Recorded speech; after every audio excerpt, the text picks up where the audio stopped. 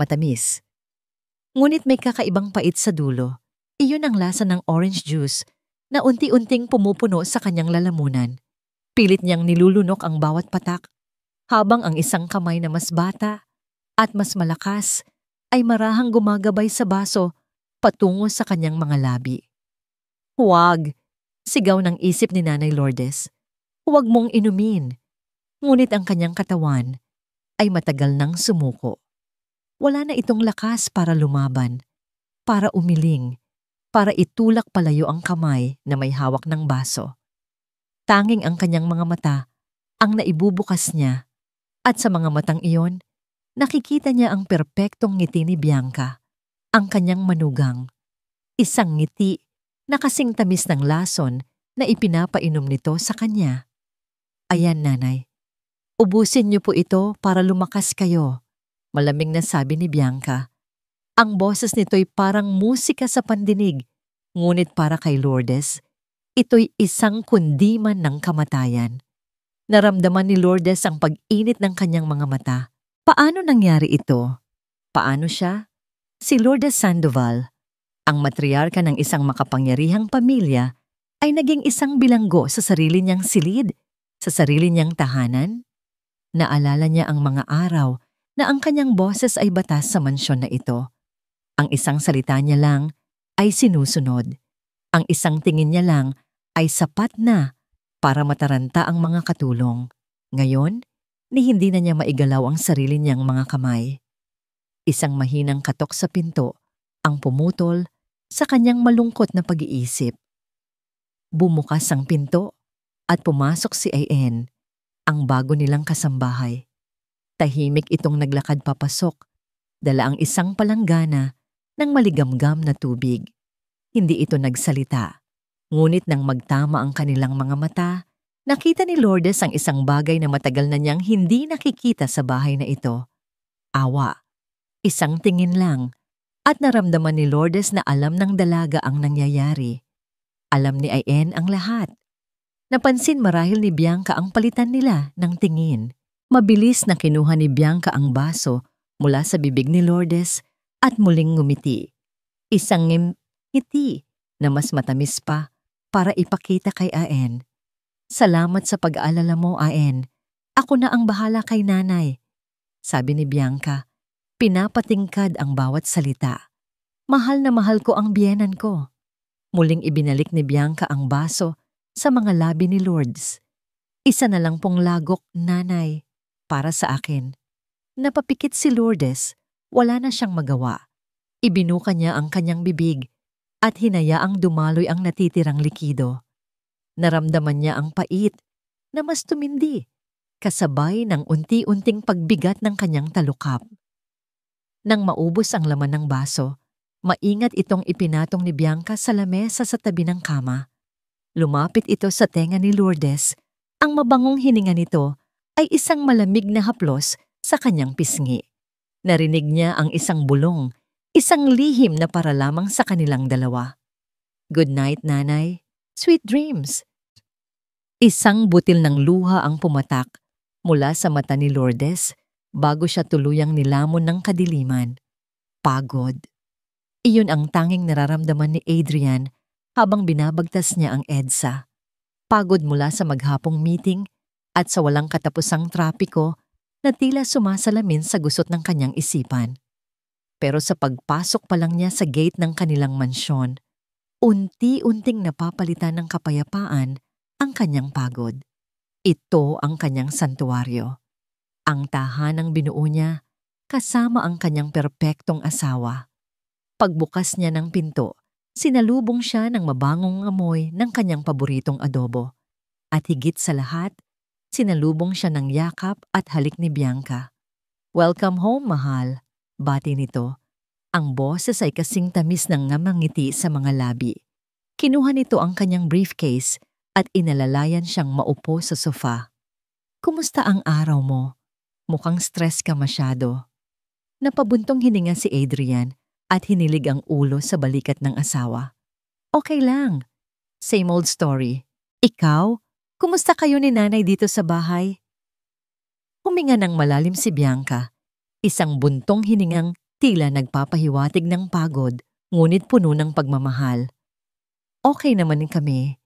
Medyo iritable si nanay kaninang umaga. Ayaw uminom ng gamot. Pero napakiusapan ko rin, ayun. Mahimbing na ang tulog ngayon. Napagod yata. Isang kurot ng konsensya ang naramdaman ni Adrian. Dapat ay mas marami siyang oras para sa ina. Pero agad ding napawi ang kurot na yon ng pasasalamat. Swerte talaga ako sa iyo, Bianca. Hindi ko alam kung anong gagawin ko kung wala ka. Ngumiti lang si Bianca at hinaplos ang kanyang pisngi. Ano ka ba? Pamilya tayo. Tara, kumain na tayo. Nagluto ako. Habang kumakain sila, hindi mapigilan ni Adrian na pagmasdan ng kanyang asawa. Ang ganda, ang talino, ang pagiging maalaga nito. Paano siya naging ganito kaswerte? Si Bianca ang nagpapanatili ng kaayusan sa bahay, sa buhay niya, at lalo na sa pag-aalaga kay Nanay Lourdes. Pagkatapos kumain, dahan-dahang pumasok si Adrian sa silid ng kanyang ina. Nakita niya itong natutulog, ang dibdib ay marang tumataas baba. Mukha itong payapa. Hinalikan niya ito sa noo. Malamig ang balat nito. Siguro dala lang ng aircon, sabi niya sa sarili. Sir Adrian, napalingon siya at nakita si Ian sa may pinto, nag-aabang. Bakit Ian? Tanong niya. Yumuko ang dalaga. Wala po sir, tinitingnan ko lang po kung may kailangan kayo. Ngunit bago ito tuluyang umalis, sumulyap ito sa maliit na bote ng bitamina ni Nanay Lourdes sa ibabaw ng mesa at pagkatapos ay sa kanya. Isang sulyap na may kahulugan, ngunit hindi ito naintindihan ni Adrian. Marahil ay gusto lang nitong ipaalala na oras na ng gamot. Sige, salamat, sabi na lang niya. Bumalik siya sa kanilang silid ni Bianca. Nakita niya itong nagsusuklay sa harap ng salamin. Nilapitan niya ito mula sa likod at niyakap. Mula sa isang maliit na kahon sa kanyang bulsa, kinuha niya ang isang kwintas na may diamante. Para sa'yo, bulong niya. Bilang pasasalamat sa lahat. Nanlaki ang mga mata ni Bianca sa tuwa. Adrian, mahal, hindi mo naman kailangang gawin to. Kailangan, mariing sabi ni Adrian. Kulang pa yan sa lahat ng sakripisyo mo. Isinuot niya ang kwintas sa leeg nito at hinalikan ito sa balikat. Perpekto. Ang lahat ay perpekto. Bago matulog, muli siyang sumilip sa silid ng ina. Hindi niya alam kung bakit, ngunit parang may bumubulong sa kanya na tingnan itong muli. Nakatayo siya sa tabi ng kama, pinagmamasdan ang humihinang paghinga nito. Aalis na sana siya nang biglang may humawak sa kanyang kamay. Isang hawak na napakahina, halos hindi maramdaman. Napatingin siya. Bahagyang nakamulat ang mga mata ni Nanay Lourdes. Wala itong focus, tila nakatingin sa kawalan. Ang mga labi nito'y gumalaw. Anak! Isang tinig na garalgal at halos hangin na lang ang lumalabas. Tulungan! Narinig ni Ian ang lahat. Mula sa pasilyo kung saan siya nagpupunas ng sahig, narinig niya ang mahinang bulong ni Nanay Lourdes. Anak, tulungan! At narinig din niya ang sagot ni Sir Adrian. Isang halik sa noo at ang marahang pagsara ng pinto. Sa sandaling iyon, naramdaman ni Ian ang panlalamig ng kanyang mga kamay. Walang ibang nakarinig. Walang ibang nakaintindi. Siya lang. At sa sandaling iyon, alam niyang kailangan niyang gumawa ng paraan. Kinabukasan, maagang umalis si Bianca. Nakasuot ito ng magandang bestida, tila may mahalagang pupuntahan. Pinanood ito ni Ian mula sa bintana ng kusina. Bago sumakay sa kotse, may kinuha si Bianca mula sa kanyang bag. Isang maliit na bote at mabilis na itinapon sa basurahan sa labas ng gate, hindi sa basurahan sa loob ng kusina. Kumunot ang noo ni Ian. Hinintay niyang makaalis ang sasakyan bago siya dahan-dahang lumabas. Palinga-linga na parang isang magnanakaw, binuksan niya ang basurahan. Sa ibabaw ng mga tuyong dahon, nakita niya ang hinahanap, isang maliit na bote ng gamot. Hindi ito bote ng bitamina. Pamilyar sa kanya ang pangalan ng gamot na nakasulat dito. Isang malakas na pampatulog na minsan nang inireseta sa kanyang yumaong lola. Bumilis ang tibok ng kanyang puso. Ito na. Ito na ang simula. Bumalik siya sa loob ng bahay, hawak ang bote sa nanginginig na kamay. Umakyat siya sa kanyang maliit na kwarto at naupo sa gilid ng kama. Naalala niya ang huling habilin ng kanyang ina bago ito pumanaw.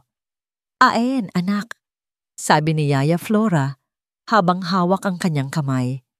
"Huwag kang magtanim ng sama ng loob. Alagaan mo si Senyora Lourdes.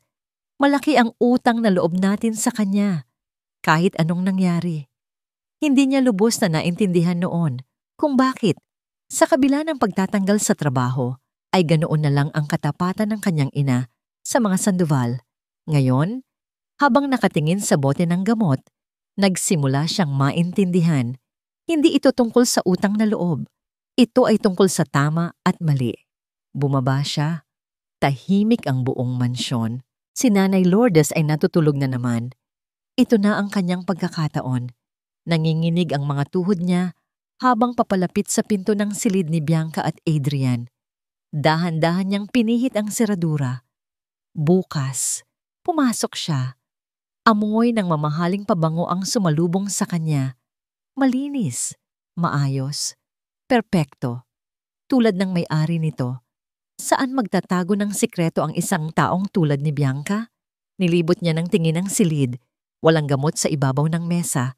Walang kahit ano sa mga drawer. Halos sumuko na siya nang mapadako ang kanyang tingin sa malaking walk-in closet. Pumasok siya doon. Mga hilera ng damit, sapatos, at bag na nagkakahalaga ng milyon-milyon. Nagsimula siyang kapain ang mga ito, isa-isa. Sa loob ng isang Hermes bag na nakasabit sa dulo, nakapa niya ang isang matigas na bagay. Isang kahon, nakalock. Naghahanap siya ng susi sa ilalim ng mga alahas, sa mga bulsa ng damit. Wala. Napatingin siya sa vanity table ni Bianca sa loob ng closet. Sa ilalim ng isang patong ng pulbos sa isang maliit na lalagyan, nakita niya ang isang maliit na susi. Kinuha niya ito at nagkasya sa kahon. Pagbukas niya, nanlamig ang buo niyang katawan. Hindi lang isa, kundi 5 bote ng parehong gamot. Ang iba ay puno pa, ang iba ay kalahati na. Ito ang kanyang ebidensya.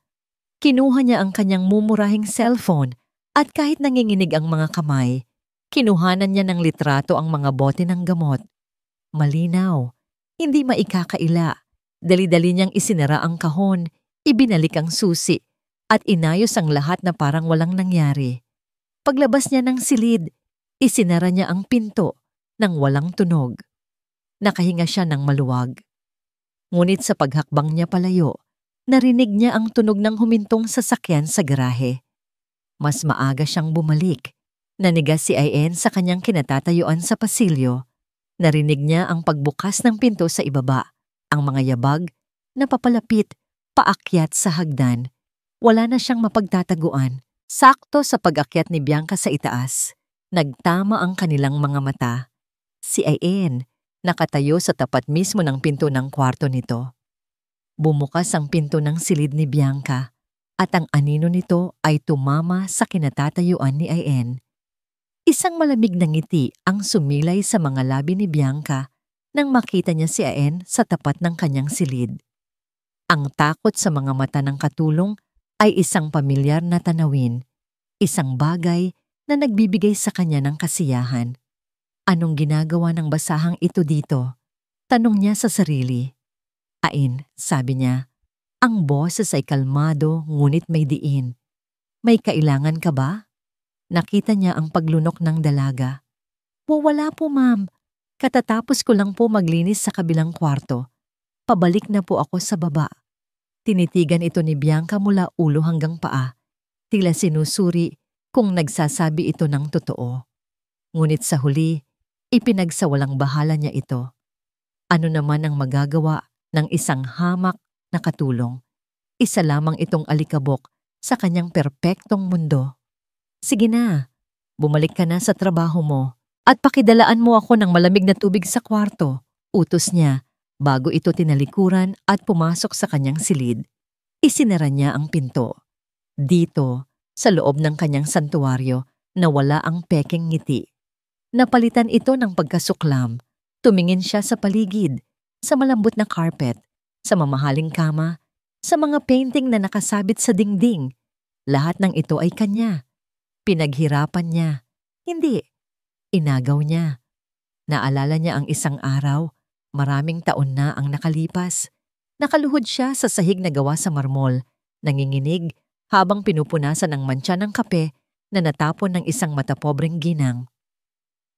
Mga tulad ninyo, hanggang sa sahig lang ang tingin, sabi ng babae, habang nakataas ang kilay. Huwag ka nang mangarap umangat, diyan ka lang nababagay. Ang mga salitang yun ay tumatak sa kanyang isip na parang nagbabagang bakal. Ang babaeng iyon. Kamukhang-kamukha nito ang anyo ni Nanay Lourdes noong una niya itong makilala. Ang parehong mapagmataas na tindig. Ang parehong tingin na tila sinusukat ang kanyang pagkatao. Sa sandaling iyon, alam ni Bianca na hindi lang pera ang habol niya. Ito ay paghihiganti. Paghihiganti sa lahat ng pang-aapi at kahihiyang dinanas niya. At si Nanay Lourdes, ang perpektong simbolo ng lahat ng iyon. Binuksan niya ang kanyang laptop at tiningnan ang kanyang bank account. Daan-daang milyon. Isang ngiting demonyo ang gumuhit sa kanyang mukha. Sino ngayon ang nakaluhod? Maya-maya, may kumatok. Pumasok si Ayendala ang isang baso ng tubig. Hindi niya ito tiningnan. Ilapag mo na lang dyan, sabi niya habang nakatingin pa rin sa screen. Pagkaalis ni AN, tumayo si Bianca at nagtungo sa silid ng kanyang biyenan. Nakita niya itong gising, bahagyang nakamulat ang mga mata. Tila mas malinaw ang isip nito ngayon. Isang panganib. Nanay, oras na po para sa bitamina niyo, sabi niya sa pinakamalambing na boses. Kinuha niya ang bote ng gamot mula sa kanyang bulsa, ang totoong gamot.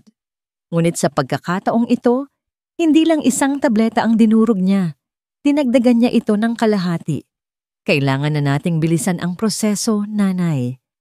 Sabi niya sa kanyang isip habang hinahalo ang pulbos sa tubig. Ipinainom niya ito sa matanda na wala pa ring lakas para tumanggi. Habang pinagmamasdan niya itong muling pumikit at mawalan ng malay, naramdaman niya ang kapangyarihan. Siya ang may kontrol.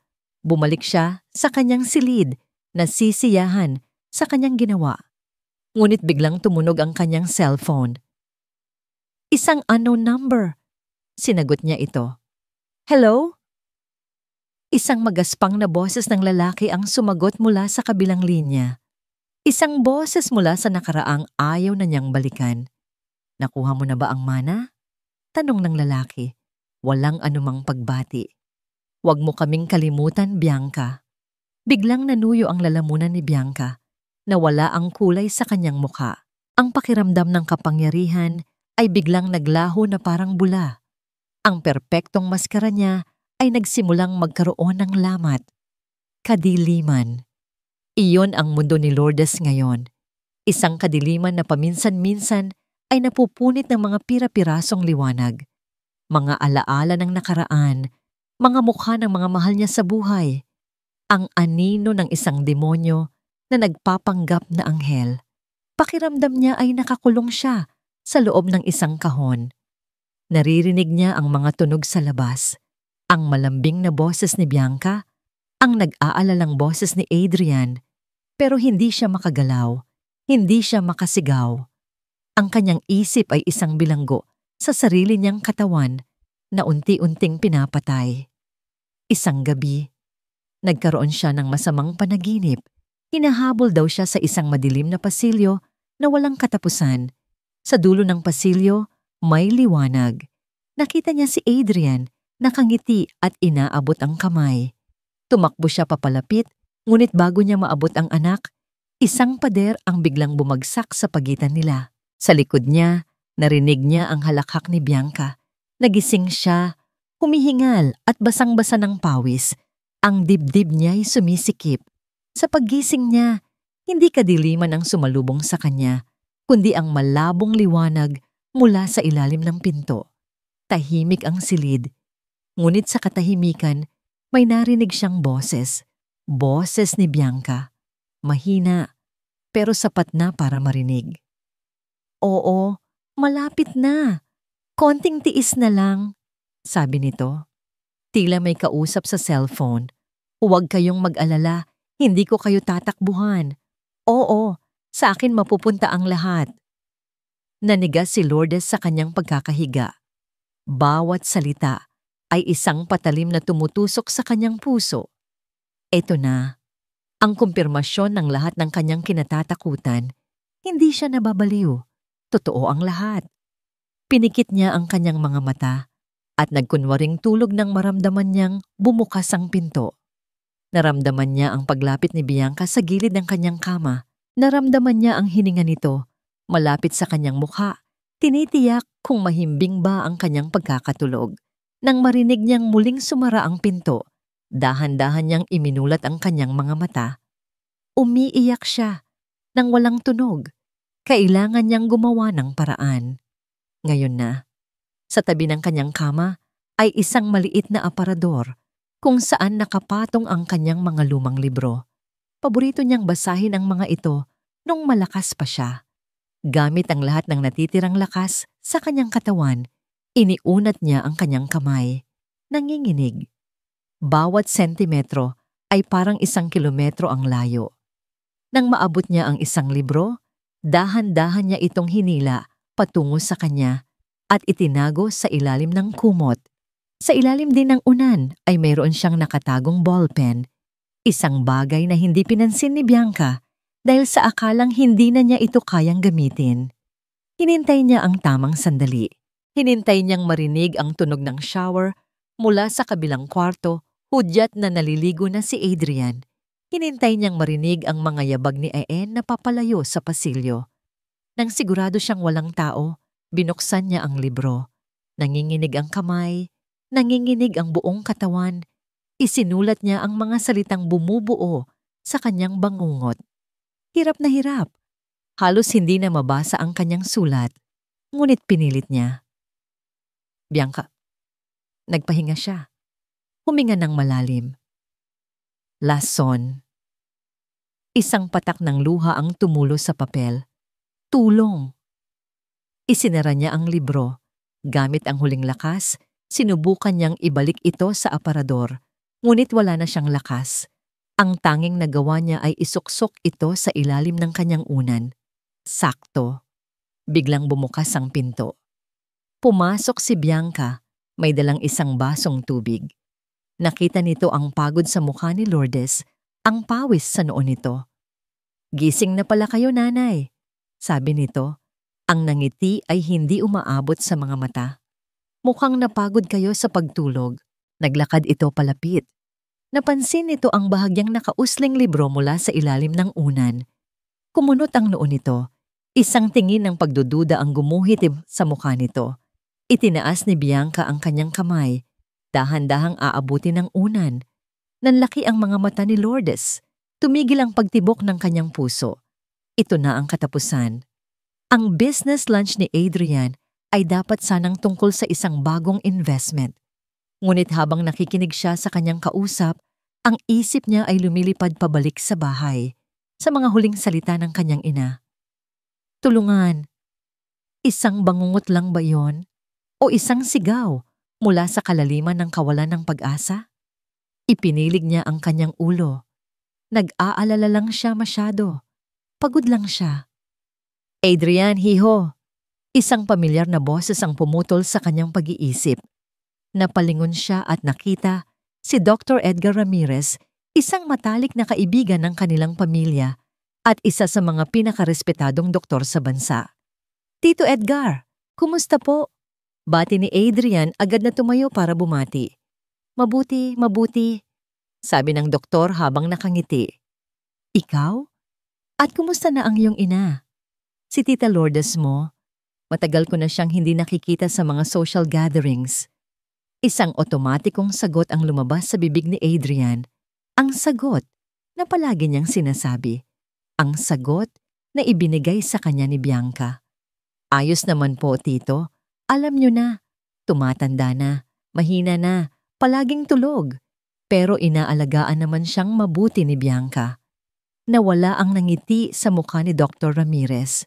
Pinalitan ito ng isang seryosong ekspresyon. Palaging tulog. Gaano kadalas ang palagi? Nag-atubili si Adrian. Halos buong araw po. At kapag gising siya, malinaw ba ang isip niya? Nakakausap niyo ba ng maayos? Sunod-sunod na tanong ng doktor. Hindi nakasagot si Adrian. Kailan nga ba ang huling beses na nakausap niya ng matino ang kanyang ina? Sino ang doktor niya ngayon? Anong mga gamot ang tinitake niya? Muli, katahimikan. Napayuko si Adrian. Nakaramdam siya ng hiya. Dapat alam niya ang mga sagot sa tanong na ito. Ina niya iyon. Napabuntong hininga si Dr. Ramirez at tinapik siya sa balikat. Adrian, pakinggan mo ako. Ang mga sintomas na sinasabi mo, hindi yan basta tumatanda lang. Baka kailangan niyo siyang ipatingin sa ibang espesyalista para lang makasiguro tayo.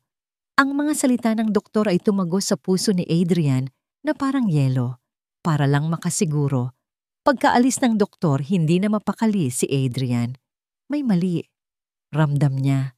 Kinuha niya ang kanyang cellphone at tinawagan si Bianca. Hello, mahal? Sagot nito sa kabilang linya. Ang boses ay masaya. Bianca, simula niya. Sinubukang gawing normal ang kanyang boses. Nasa bahay ka ba? May itatanong lang ako. Ano nga ulit yung pangalan ng vitamins ni nanay? Narinig niya ang isang saglit na katahimikan sa kabilang linya. Isang pag-aalinlangan. Ano nga ba yon? Vita Plus o Vita Plus? Bakit mo naman natanong? Mahal. Ang pag-aatubili na yon, kahit isang segundo lang, ay sapat na. Isang butil ng malamig na pawis ang tumulo sa gilid ng noo ni Adrian. Wala na naman. Sige, malapit na rin akong umuwi. See you. Hindi na niya tinapos ang kanyang mga meeting. Nagmamadali siyang umuwi. Ang dibdib niya ay kinakabahan. Sa unang pagkakataon, pumasok siya sa sarili niyang bahay na may dalang takot. Habang paakyat siya sa hagdan, narinig niya ang isang mahinang tunog mula sa kusina. Tok! Tok! Tok! Dahan-dahan siyang naglakad patungo doon. Mula sa siwang ng pinto, nakita niya si Bianca. Nakatalikod ito, abala sa ginagawa. May dinudurog itong isang puting tableta gamit ang likod ng kutsara. Bianca? Nagulat ito at napalingon. Ngunit mabilis itong nakabawi at ngumiti. Ang perpektong ngiti. Mahal, andyan ka na pala. Tamang-tama, ihahanda ko na ang vitamins ni nanay. Hindi kumibo si Adrian. Ang kanyang mga mata ay nakatutok sa baso na may tubig, kung saan inihulog ni Bianca ang puting pulbos.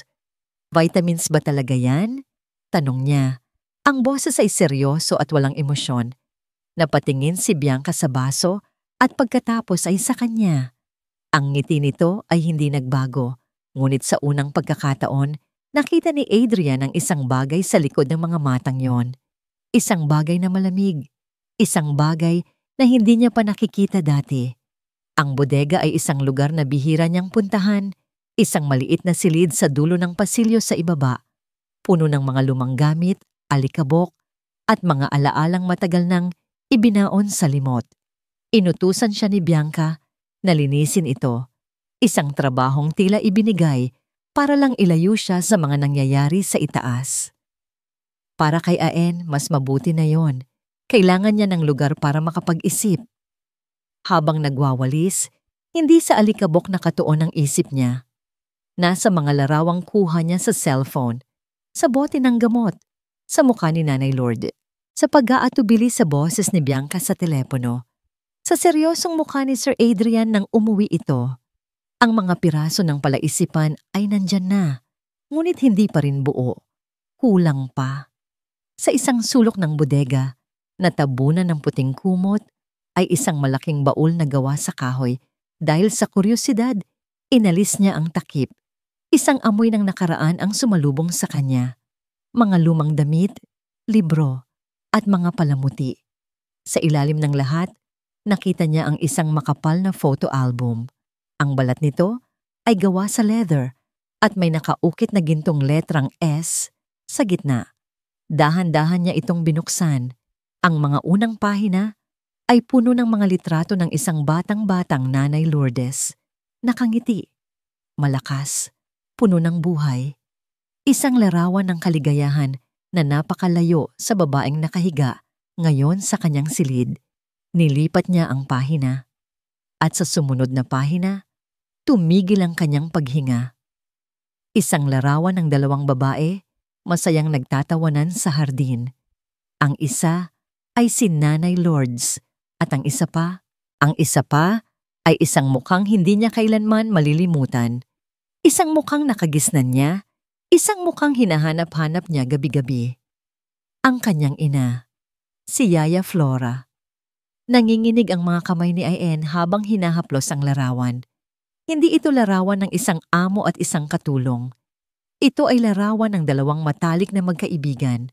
Ang paraan ng pag-akbay ni Nanay Lourdes sa kanyang ina, ang kanilang mga ngiti na abot tenga. Ito ay nagpapakita ng isang ugnayang malalim at totoo.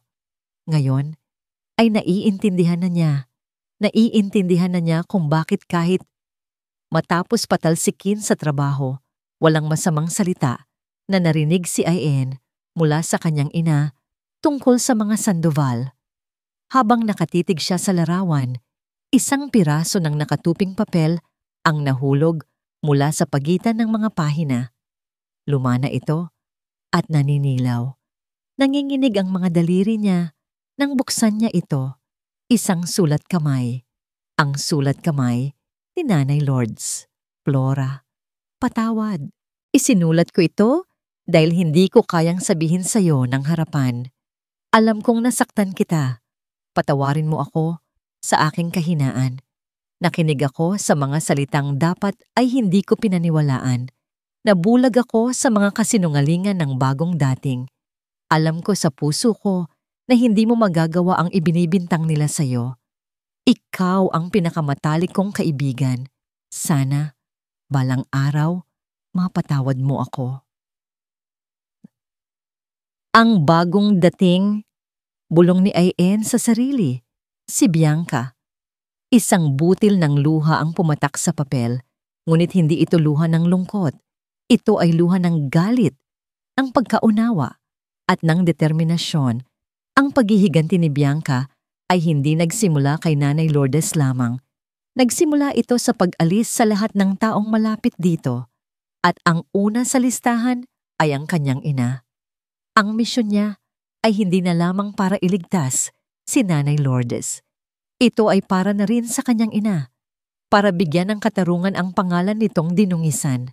Para tuparin ang huling habilin nito, ang protektahan ng kaibigang minsan nitong iniwan. Mahigpit niyang hinawakan ang sulat at ang album. Ito na ang katibayan na kailangan niya para ipakita kung gaano nakatagal ang kasamaan ni Bianca. Sa sobrang pagkaabala sa kanyang mga iniisip, hindi niya narinig ang marahang pagbukas ng pinto ng bodega. Isang anino ang tumama sa sahig sa kanyang harapan. Dahan-dahan siyang nag-angat ng tingin. Nakatayo sa may pinto si Bianca. Ang mga mata nito'y nanlilisik na parang ahas, nakatutok sa album na hawak niya. Anong ginagawa mo dito? Tanong ni Bianca. Ang boses ay malamig at puno ng pagbabanta. At ano yang hawak mo? Pekeng ng ngiti, pekeng tawa, pekeng yakap. Ito ang naging mundo ni Adrian sa sumunod na 24 na oras. Isang laro, isang mapanganib na laro ng pusa't daga, kung saan hindi niya alam kung sino ang pusa at kung sino ang daga. Pagkatapos ng eksena sa kusina, mabilis na nakahanap ng palusot si Bianca. Kesyo mas madaling mainom ng matanda ang bitamina kapag durog na. Isang paliwanag na halos perpekto kung hindi lang sa isang segundong pag-aatubili sa kanyang mga mata. Hindi na kumibo si Adrian. Ngumiti lang siya at sinabing, okay, akala ko kung ano na. Ngunit sa loob niya, isang digmaan ang nagsisimula. Ang pagdududa, laban sa pagmamahal, Ang katotohanan laban sa kasinungalingan. Kinabukasan, gumawa siya ng dahilan para umalis ng bahay. Hindi siya pumasok sa opisina. Nagtungo siya sa isang electronic store. Ang puso niya'y kumakabog sa bawat hakbang. Bumili siya ng isang bagay na hindi niya akalaing bibilihin niya sa buong buhay niya. Isang spy camera. Maliit lang ito, nakatago sa loob ng isang digital clock. Perpekto, walang sino man ang maghihinala. Ang paglalagay nito sa silid ng kanyang ina ang pinakamahabang 10 minuto sa kanyang buhay. Bawat tunog mula sa labas ay nagpapatindig ng kanyang balahibo. Bawat anino ay tila si Bianca na handang pumasok anumang oras. Nanginginig ang mga kamay niya habang isinasaksak ang orasan sa pader.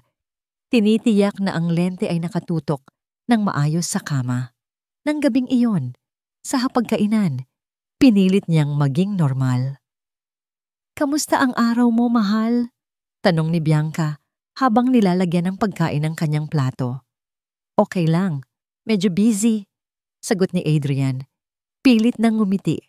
Ang paborito niyang sinigang ay tila karton ng lasa sa kanyang panlasa. Hinawakan ni Bianca ang kanyang kamay.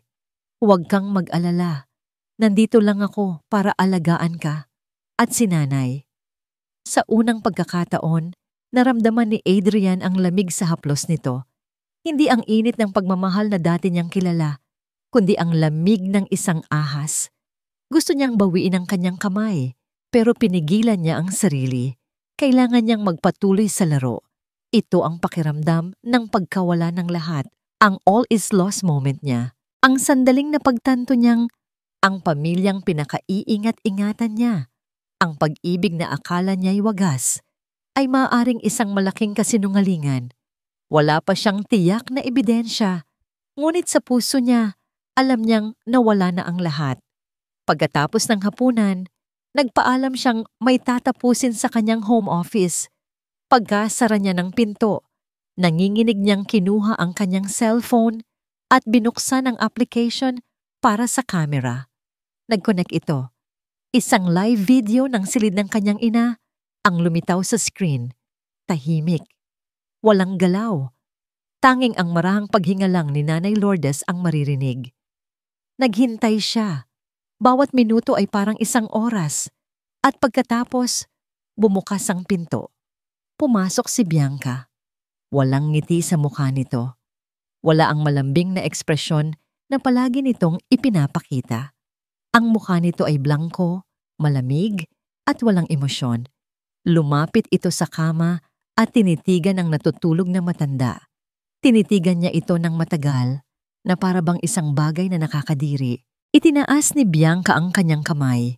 Akala ni Adrian ay hahaplusin nito ang ina. Ngunit sa halip, itinuro nito ang daliri sa mukha ni Nanay Lourdes. Halos 1 pulgada lang ang layo. At nagsalita ito. Isang bulong na puno ng lason. Isang bulong na dinig ni Adrian mula sa speaker ng kanyang cellphone. Isang bulong na sumira sa lahat ng natitira sa kanyang mundo. "Bakit hindi ka pa mamatay? Matandang hukluban?" Gumuho ang mundo ni Adrian. Hindi siya sumigaw. Hindi siya nagwala. Hindi niya sinugod si Bianca. Sa halip, isang nakakabinging katahimikan ang bumalot kay Adrian habang pinapanood niya ang video sa kanyang cellphone. Ang bawat salita ni Bianca ay parang asido na unti-unting tumutunaw sa kanyang puso. Iniiwan itong butas-butas at walang laman. Nang matapos ang video, marahan niyang ibinaba ang cellphone. Naramdaman niya ang pag-akyat ng dugo sa kanyang ulo, isang galit na napakatindi na halos magpamanhid sa kanyang buong katawan. Ngunit sa ilalim ng galit na yon, may isang bagay na nabuo. Isang malamig at matigas na determinasyon. Tapos na ang laro. Oras na para maningil. Huminga siya ng malalim. Pinakalma ang sarili. Kailangan niyang mag-isip. Kailangan niyang magplano. Isang pagkakamali lang ay maaaring bigyan ng daan si Bianca para makatakas. Lumabas siya ng kanyang opisina. Sa pasilyo, nakasalubong niya si Ian. Nakakalabas lang mula sa silid ni Nanay Lourdes. Nagtama ang kanilang mga mata. Sa unang pagkakataon, nakita ni Adrian sa mga mata ng dalaga hindi lang ang pag-aalala, kundi ang lahat ng sagot sa kanyang mga tanong. Alam niya, matagal na niyang alam, walang salitang namutawi sa kanilang mga bibig. Lumapit lang si Adrian at marahang nagsalita, sapat lang para marinig nilang dalawa. Aen, sabi niya, ang boses ay kalmado ngunit mabigat. Salamat sa lahat. Nakita niya ang gulat sa mga mata ni Aen na agad na palitan ng pagkaunawa. Tumango ito, isang beses lang. Huwag mong iiwanan si nanay. Dagdag ni Adrian. Kahit anong mangyari. Muling tumango si Aen, mas matatag ngayon. Isang tahimik na kasunduan ang nabuo sa pagitan nila. Bumalik si Adrian sa kanyang opisina at isinara ang pinto. Unang tawag kay Attorney Romero, ang matagal ng abogado ng kanilang pamilya. Tito Frank, Adrian po ito. Simula niya. Pwede po ba kayong pumunta para sa hapunan mamayang gabi? May mahalaga lang po tayong kailangang pag-usapan tungkol sa mana ni nanay. Ang salitang mana, ang perpektong pain. Pangalawang tawag, sa isang mataas na opisyal ng pulisya, isang kaibigan ng kanyang yumaong ama. Ipinaliwanag niya ang sitwasyon sa maikling salita. Walang emosyon, tanging mga katotohanan lamang. Major, kailangan ko ng tulong niyo mamaya. Sabi niya, huwag muna kayong kikilos, hintayin niyo ang hudyat ko. Nang lapitan niya si Bianca, ipinakita niya ang pinakamasayang ngiti na kaya niyang pekehin. Mahal, pinapunta ko si Attorney Romero para sa dinner mamaya. Para simulan na nating ayusin ang mga papeles ni nanay. Para sa'yo. Para sa atin. Isang ningning ng tagumpay ang sumilay sa mga mata ni Bianca. Ang ningning na yon ay parang isang sundang na muling itinarak sa puso ni Adrian. Talaga mahal? Sabi nito, niyakap siya ng mahigpit. Salamat. Napakabuti mo talaga. Ang hapagkainan ay perpektong inihanda. Ang pinakamasarap na pagkain, ang pinakamamahaling alak. Si Bianca ay nakasuot ng kanyang pinakamagandang bestida. Ang kwintas na bigay ni Adrian ay kumikinang sa leeg nito. Mukha siyang anghel. Isang anghel na may itim na kaluluwa. Nagsimula ang hapunan. Puno ng pekeng kwentuhan. Puno ng pekeng tawanan. Si Attorney Romero ay seryosong nakikinig habang si Adrian ay halos hindi nagsasalita. Pinapanood lang ang bawat galaw, bawat ngiti, bawat kasinungalingan ng kanyang asawa. Tumingin siya sa babaeng minsan niyang minahal nang higit pa sa kanyang buhay. Ngayon, wala na siyang makita, kundi isang estranghero. Sa gitna ng kanilang usapan, marahang ibinaba ni Adrian ang kanyang kubyertos. Ang tunog nito sa plato ay umalingaw-ngaw sa katahimikan. Lahat ay napatingin sa kanya. Tumikhim siya. Tumingin siya ng diretso sa mga mata ni Bianca. Isang tingin na malamig at walang anumang bakas ng pagmamahal. Bago tayo magsimula, sabi niya, ang boses ay kalmado at kontrolado. May gusto akong ipakita sa inyong lahat. Isang home video. Inilapag niya ang kanyang cellphone sa ibabaw ng mesa. Sa isang pindot, ikinonekta niya ito sa malaking smart TV sa dingding ng kanilang dining room. Ang screen ay umilaw. Isang nakakabinging katahimikan ang bumalot sa hapagkainan ng umilaw ang malaking screen. Sa una, tanging ang tahimik na silid lang ni Nanay Lourdes ang nakikita. Nilingon ni Bianca si Adrian. May pagtataka sa kanyang mukha. Anong kalokohan to, Adrian? Tanong niya. Tumatawa ng pilit. Home video? Bakit kwarto ni nanay ang pinapanood natin? Hindi sumagot si Adrian. Tinitigan niya lang ito. Ang kanyang mga mata ay parang 2 piraso ng yelo. Pagkatapos, bumukas ang pinto sa video. Pumasok si Bianca.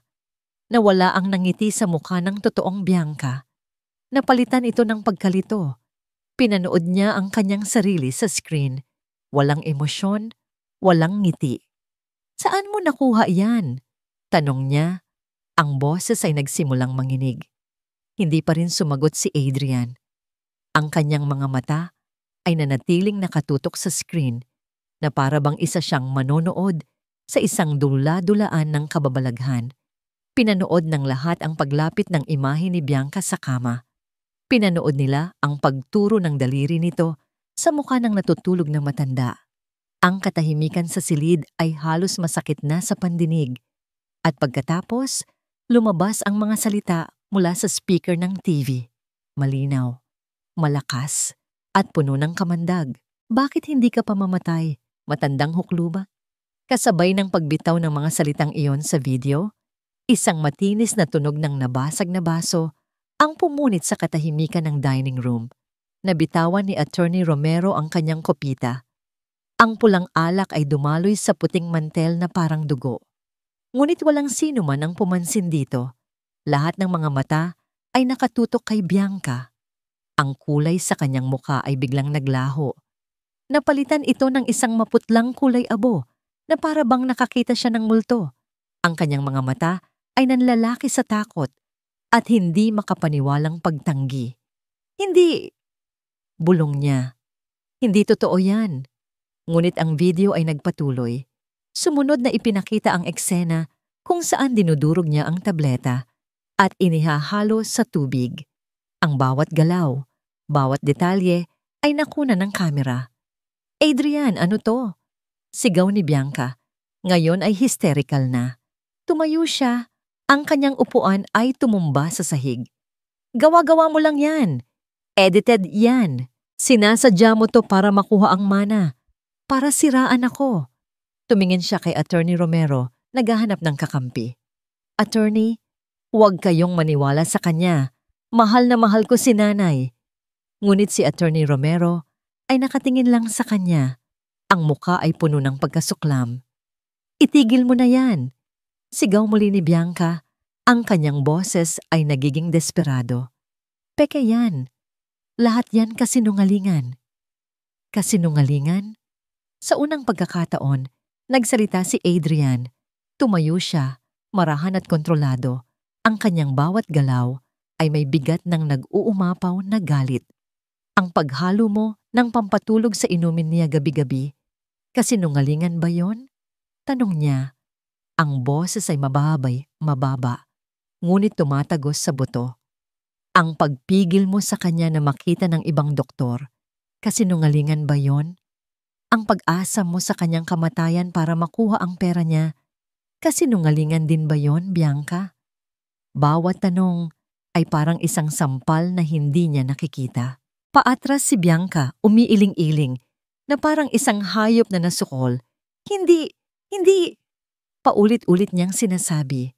Biglang bumukas ng malakas ang pinto ng mansyon.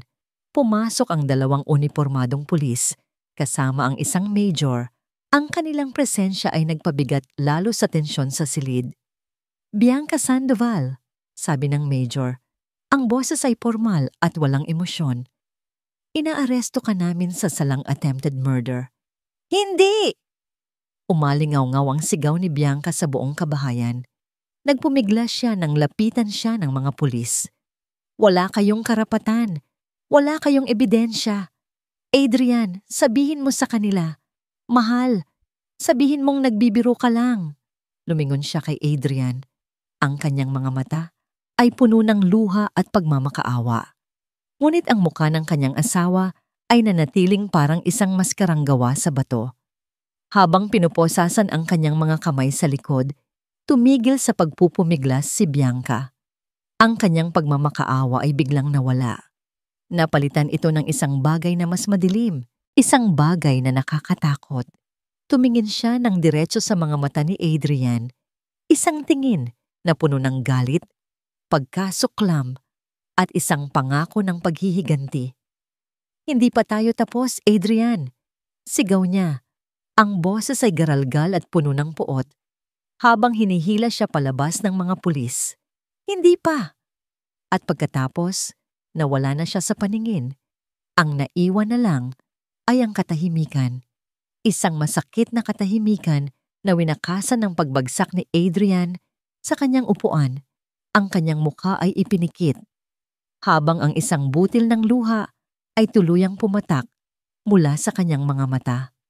Ang amoy ng ospital, isang pinaghalong amoy ng antiseptic at sakit, ang unang bumati kay Nanay Lourdes nang imulat niya ang kanyang mga mata. Ngunit sa pagkakataong ito, hindi kadiliman ang kanyang nakita, kundi ang malinaw na liwanag mula sa bintana at ang mukha ng kanyang anak. Sa tabi ng kanyang kama, nakaupo si Adrian. Ang ulo ay nakayuko sa kanyang kamay. Hindi ito natutulog, nagbabantay. Naramdaman marahil nito ang kanyang paggalaw. Dahan-dahan nitong inangat ang kanyang ulo. Ang mga mata nito ay namumugto at may malalalim na eye bags. Ngunit nang makita siyang gising at mulat, isang bahagyang nangiti ng ginhawa ang sumilay sa mga labi nito. "Nanay," bulong ni Adrian, ang boses ay paos. Sinubukan ni Lourdes na magsalita, ngunit tanging isang mahinang tunog lang ang lumabas sa kanyang lalamunan. Ngunit sapat na yon. Kinuha ni Adrian ang kanyang kamay, isang kamay na payat at butuhan na ngayon.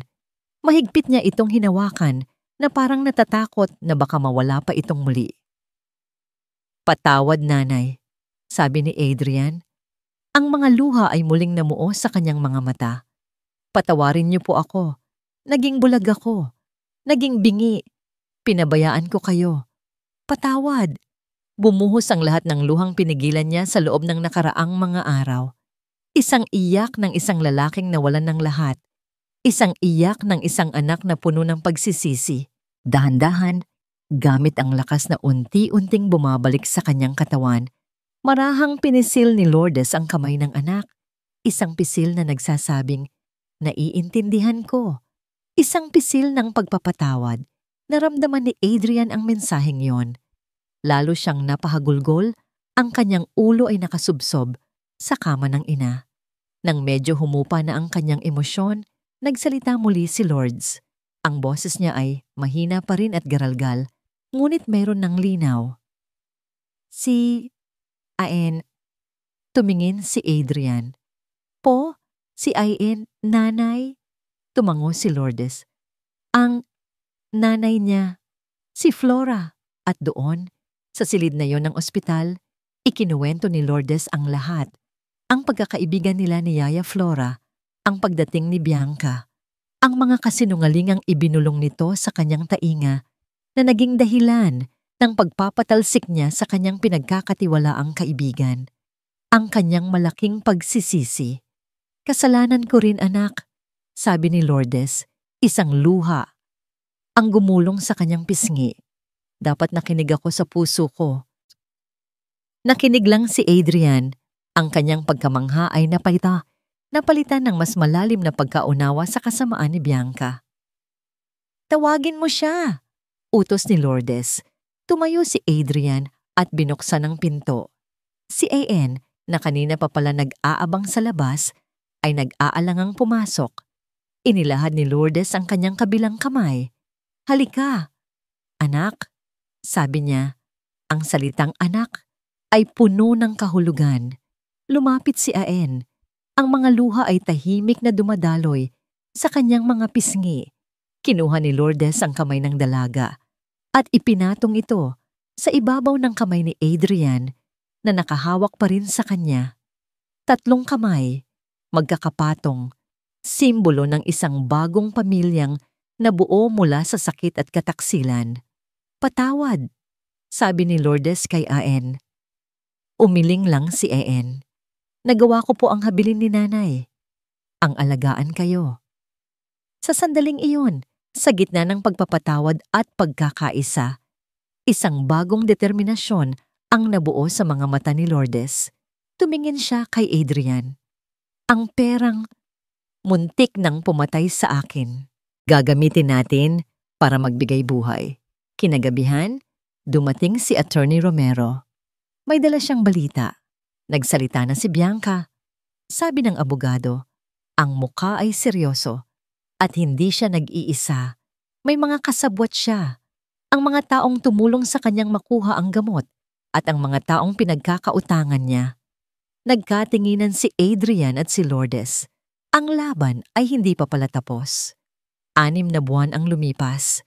Hindi na ang amoy ng ospital ang bumubungad kay Nanay Lord.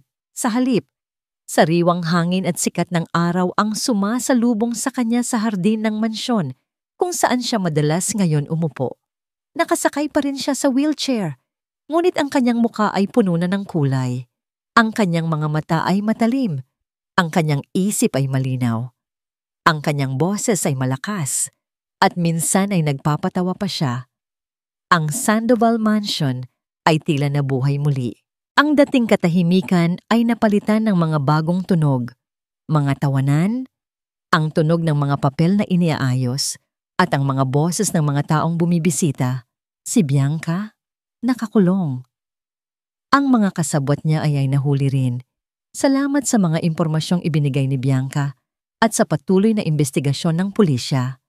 Isang malaking sindikato ng panloloko at pagpapahirap sa mga matatanda ang nabuwag. Ngunit para kina Adrian at Lourdes, hindi na ito ang mahalaga. Ang mahalaga ay ang paghilom. Ngayon ang araw ng paglulunsad ng Fersa de Lourdes Foundation, isang pundasyong itinatag ni Nanay Lourdes sa tulong ni Adrian para tulungan ang mga biktima ng pang-aabuso sa matatanda. Ang perang minsan ay naging sanhi ng kasamaan ay ngayon ay gagamitin na para sa kabutihan. Punong-puno ang Grand Ballroom ng Sandoval Mansion. Mga kaibigan ng pamilya, mga opisyalis ng gobyerno, at mga miyembro ng media ay naroroon. Si Adrian ang unang nagsalita sa entablado. Ang kanyang boses ay matatag, puno ng emosyon. Sa loob ng maraming taon, simula niya habang nakatingin sa kanyang ina, naging bulag ako, naging bingi. Pinili kong maniwala sa mga kasinungalingan dahil mas madali ito. Pinili kong baliwalain ang mga senyales dahil ayaw kong harapin ang katotohanan. At sa paggawa ko niyon, muntik ko nang mawala ang pinakamahalagang tao sa buhay ko, na puno ng katahimikan ng silid. Ang pundasyong ito, patuloy ni Adrian, ay hindi lang para sa mga biktima, para din ito sa mga anak, sa mga pamilyang tulad ko na kailangang matuto kung paano makinig, kung paano tingnan ang lampas sa nakikita, kung paano protektahan ang mga mahal natin sa buhay, lalo na kapag sila ay mahina. Pagkatapos niya, si Ayen naman ang umakyat sa entablado. Hindi na siya ang dating katulong na mahiyain at takot. Nakasuot siya ng isang eleganteng corporate attire. Siya ang magiging operations manager ng foundation. Maraming salamat po, Sir Adrian, sabi niya. At pagkatapos ay tumingin kay Nanay Lourdes. At sa iyo, Nanay Lourdes, kayo po ang inspirasyon namin. Kayo po ang patunay na kahit gaano kalaki ang kadiliman, laging may pag-asa at lakas na lumaban. Nang magsalita si Ayen tungkol sa kanyang ina, si Yaya Flora, at kung paano naging mitya ng katarungan ang kanyang pagiging matapat, maraming lumuha sa mga nakikinig. Ang matagal nang dinungis ang pangalan ni Yaya Flora ay naibalik ang dangal. Sa huli, si Nanay Lourdes ang inilapit sa entablado. Hindi na siya nagbigay ng mahabang talumpati. Ang kanyang presensya lang ay sapat na. Kinuha niya ang mikropono, ang kanyang mga kamay ay hindi na nanginginig. Ang Fersa de Lourdes ay hindi lamang pangalan ng pundasyon. Sabi niya, ang kanyang boses ay puno ng kapayapaan. Ito ay pagpapaalala sa ating lahat na sa bawat sakit, may lakas. Sa bawat sugat, may paghilom. At sa bawat pagbagsak, may pagkakataong bumangon. Nagtapos ang programa sa isang malakas na palakpakan. Nang gabing iyon, habang lumulubog ang araw, nakita ni Adrian ang kanyang ina sa hardin. Nakaupo ito sa kanyang wheel sa pamamangge. Pinagmamasdan ang mga bulaklak. Si Ayen ay nakatayo sa likod niya, tila isang bantay na anghel. Lumapit si Adrian at marahang itinulak ang wheelchair ng ina. Okay lang po ba kayo, nanay? Tumingin si Nanay Lourdes sa kanyang anak. Ang kanyang mga mata ay puno ng pagmamahal at kapayapaan. Mas okay na ako, anak, sabi niya at ngumiti. Isang tunay na ngiti, Isang nangiti na nagpapakita na sa wakas, tapos na ang bangungot at handa na silang harapin ang kinabukasan, isang pamilya na muling binuo ng katotohanan, pagpapatawad at pagmamahal. Dahan-dahan, itinulak ni Adrian ang kanyang ina sa kahabaan ng sementadong landas patungo sa bukang liwayway. Sa kanilang tabi, naglalakad si Aen, ang muka ay payapa at puno ng pag-asa. Isang pamilya, ganap na